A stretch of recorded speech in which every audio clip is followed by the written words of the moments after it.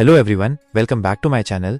तो आज हम बात करेंगे 28 वीक लेटर मूवी की, जो 28 डेज लेटर का सीक्वल है। कहानी तब शुरू होती है जब रेज वायरस फैल रहा होता है, जहां डॉन और उसकी पत्नी एलिस एक घर में छिपे हैं और उनके साथ कुछ और लोग भी हैं। डॉन के बच्चे पिछले महीने फ्रांस गए थे, इसलिए वे सुरक्षित हैं। एक रात उन्हें एक बच्चे के रोने की आवाज सुनाई देती है। एलिस के कहने पर डॉन दरवाजा खोलता है। बच्चा बताता है कि उसके माता पिता पागल हो गए हैं और उसे मारना चाहते हैं। तभी ज़ॉम्बी हमला कर देते हैं। डॉन, एलिस और बच्चा एक तरफ भागते हैं, जबकि बूढ़ा जोड़ा और जैकब दूसरी तरफ। बूढ़ा जोड़ा ज़ॉम्बी का शिकार हो जाता है। एलिस, डॉन और बच्चा एक कमरे में बंद हो जाते हैं। डॉन एलिस से बच्चे को छोड़ने के लिए कहता है और खिड़की से कूदकर भाग जाता है। एलिस और दोनों बच्चे ज़ॉम्बी बन जाते हैं। डॉन नदी के किनारे पहुंचता है, जहां जैकब नाव चला रहा है।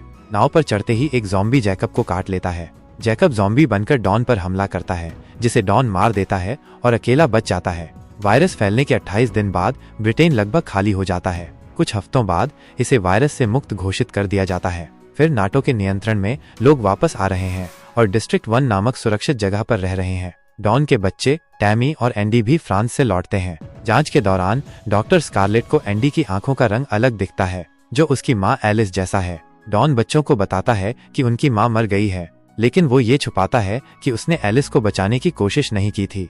अगली सुबह एंडी और टैमी अपने पुराने घर जाते हैं। वहां एंडी अपनी मां एलिस को जीवित देखकर हैरान हो जाता है। सेना के अधिकारी उन्हें वापस सुरक्षित क्षेत्र में ले जाते हैं। स्कारलेट को पता चलता है कि एलिस को ज़ॉम्बी ने काटा था, लेकिन उसकी मजबूत रोग प्रतिरोधक शक्ति ने उसे ज़ॉम्बी बनने से रोक दिया।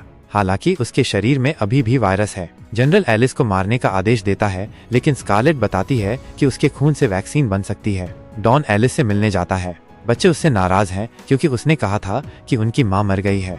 डॉन एलिस से माफी मांगता है और उसे चूमता है। यह उसकी बड़ी भूल साबित होती है, क्योंकि वायरस डॉन के शरीर में चला जाता है और वो ज़ॉम्बी में बदल जाता है।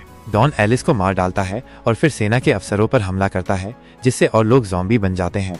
स्कारलेट टैमी के साथ भागती है। एंडी अपने ज़ॉम्बी पिता को देखता है। सेना का जनरल सभी लोगों को ज़ॉम्बी और सामान्य मारने का हुक्म देता है। डॉयल इस हुक्म से परेशान है और सिर्फ ज़ॉम्बी को मारता है। वो एंडी को बचाता है और फिर बचे हुए लोगों की मदद करने लगता है। डॉयल, एंडी, टैमी और स्कारलेट एक सुरक्षित जगह पर पहुंचते हैं। स्कारलेट बताती है कि जनरल की योजना ज़ॉम्बी के फैलने पर सामान्य लोगों को भी मारने की थी।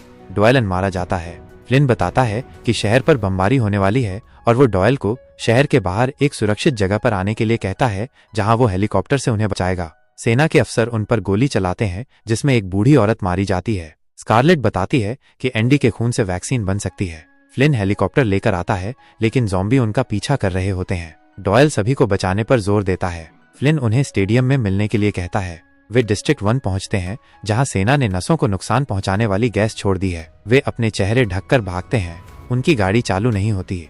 डॉयल धक्का देकर उसे चालू करता है, लेकिन तभी सेना के अफसर उसे मार डालते हैं। स्कारलेट और टैमी एंडी के साथ एक रेलवे सुरंग के पास पहुंचते हैं, जहां उन्हें डॉन का ज़ॉम्बी दिखाई देता है। डॉन एंडी को काट लेता है, लेकिन टैमी को स्कारलेट की बंदूक से अपने पिता को मारना पड़ता है। एंडी की आंखें लाल हो जाती हैं, लेकिन एलिस की तरह उसकी रोग प्रतिरोधक शक्ति उसे ज़ॉम्बी बनने से रोकती है। वे स्टेडियम पहुंचते हैं, जहां फ्लिन उन्हें हेलीकॉप्टर में ले लेता है। शहर पूरी तरह से तबाह हो चुका है। हेलीकॉप्टर में उन्हें फ्रांसीसी सेना की मदद के लिए आवाज सुनाई देती है। पेरिस में एफिल टावर के सामने ज़ॉम्बी दिखाई देते हैं, जिससे पता चलता है कि वायरस पूरे यूरोप में फैल चुका है।